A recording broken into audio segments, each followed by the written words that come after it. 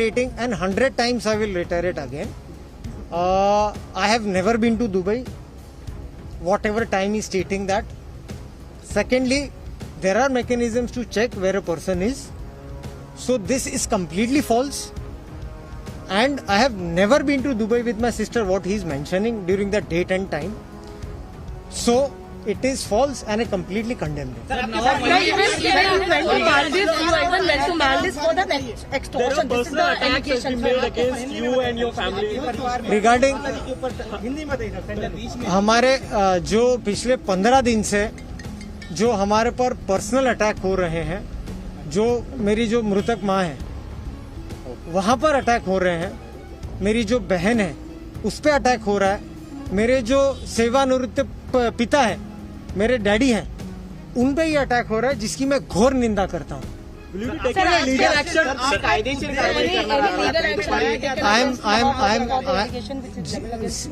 I am a central government employee, so I have to take due permissions from my seniors, and after that I will take a legal course. मैं उस बारे में investigation के बारे में कुछ नहीं कहूँगा। सर, आपको इस देश से यहाँ पर लाया गया था ताकि आप टारगेट कर सके, करेक्ट, बॉलीवुड को टारगेट कर सके, महाराष्ट्र को बदनाम कर सके, उस बारे में बताइए। हाँ, आपने काफी वैलिड सवाल पूछा, उसके लिए हमने एक प्रेस रिलीज भी हमारे सीनियर्स ने इशू की है। मैंने एनसीबी में आने के लिए अप्लाई 2019 में किया था, जबकि केस हमारे पास नहीं था। मेरा केस जो एनसीबी में आने का था उसके पहले 1 साल पहले से चल रहा था। सो ये जो कनेक्शन भी लगा, कंप्लीटली इसकी मैं घोर निंदा करता हूँ और उसका आपको प्रेस रिलीज भी दिया गया है।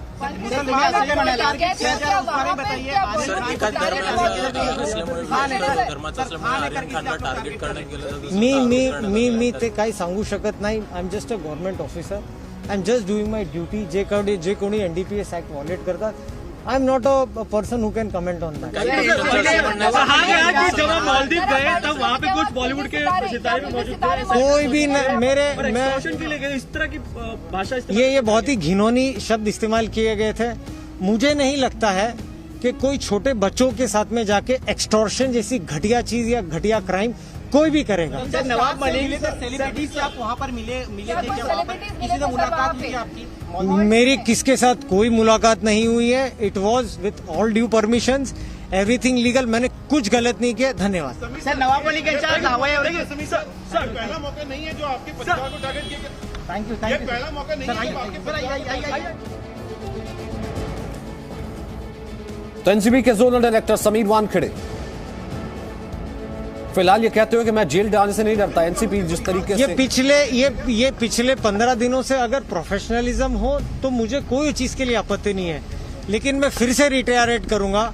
एक महिला, एक डेड महिला, उसके ऊपर आप एलिगेशन लगा रहे हो। एक सिस्टर, एक जो बच्चों की माँ है, आप उसका इंस्टाग्राम पे जाके उसकी स्नूपिंग करो, उसके ऊपर आप एलिगेशन लगा रहे हो।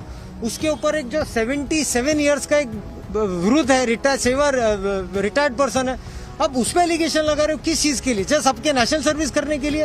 और आपको हम लोग हमारा प्रोफेशनल जो काम करते हैं, अब उसको पर्सनली लेके, और जो कोई भी आपके साथ में जो हमारे ऑलरेडी जो पहले कार्रवाई हुई है, अब वो चीज को लाके मेरी फैमिली पे अटैक करेंगे, उस चीज की मैं निंदा करता हूँ। नवाब मलिक यानी जो फोटो ट्वीट के लिए मेरा कोई मोरल डाउन नहीं होगा।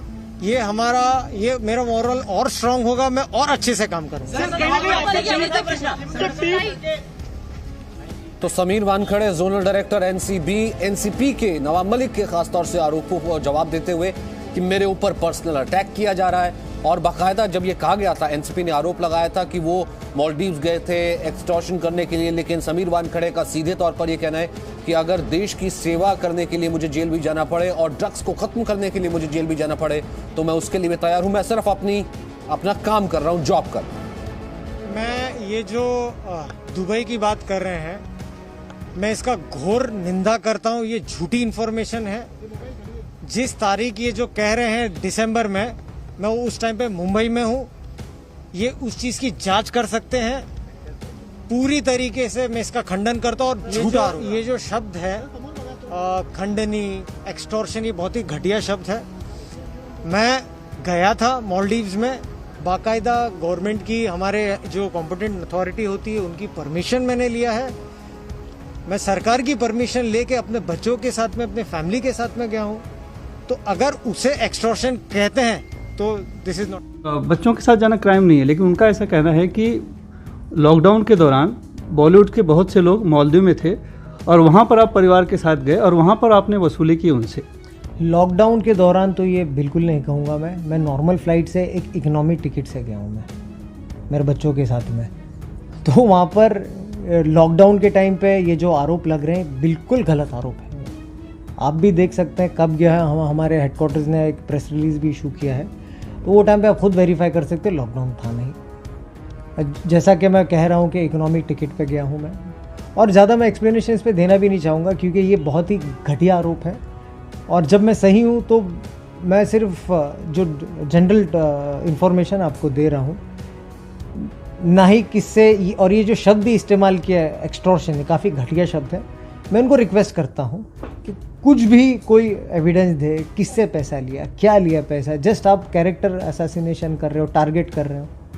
आपके अगर हमारे से कोई एक्शन हुआ होगा पहले, उसकी पीड़ा में आप एक ऑफिसर का कैरेक्टर असैसिनेशन कर रहे हो। यानी उनके दामाद को, समीर खान को, जो आप लोगों ने गिरफ्तार किया था, तो आपको लगता है कि बस उसी की वजह से ये आपको निशाने पे ले रहे हैं?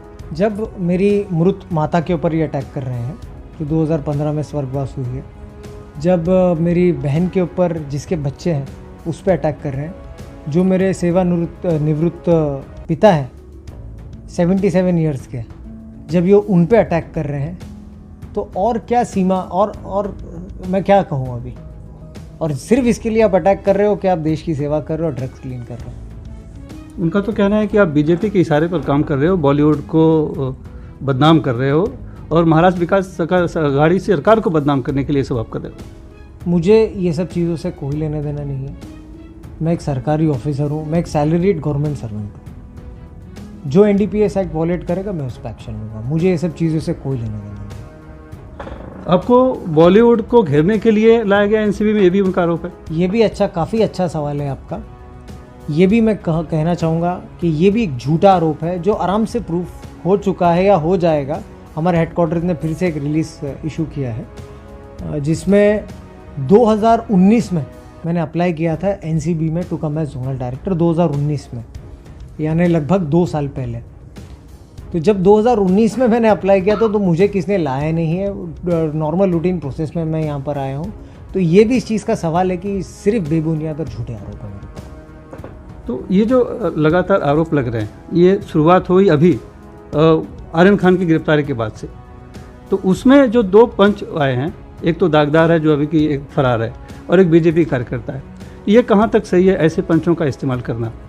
अगेन मैं आपसे कहना चाहूँगा कि 2000 जो केस बुक हुआ है 2021 में, क्राइम नंबर 94, इसमें उस दौरान उस दिन 9 पंच थे, 2 नहीं, पहली बात। दूसरी बात है कि जो पंच आते हैं, हमने फिर से प्रेस रिलीज हेडक्वार्टर ने इसमें इशू किया है कि उस दिन के पहले कोई भी NCB ऑफिसर उनसे मिला नहीं है। तो क्या ये सही होगा कहना कि हम उन्हें जानते थे, हम उनका क्रिमिनल एंटीसेडेंट जानते थे, या हम कौन से तबके के, कौन से जाति के, कौन से वर्ग के हैं? Is it practically possible to? उन दोनों को आप नहीं जानते? हमने ऑलरेडी कह चुके हैं कि कोई भी ऑफिसर NCB का उन्हें उस दिन के पहले नहीं जानता था।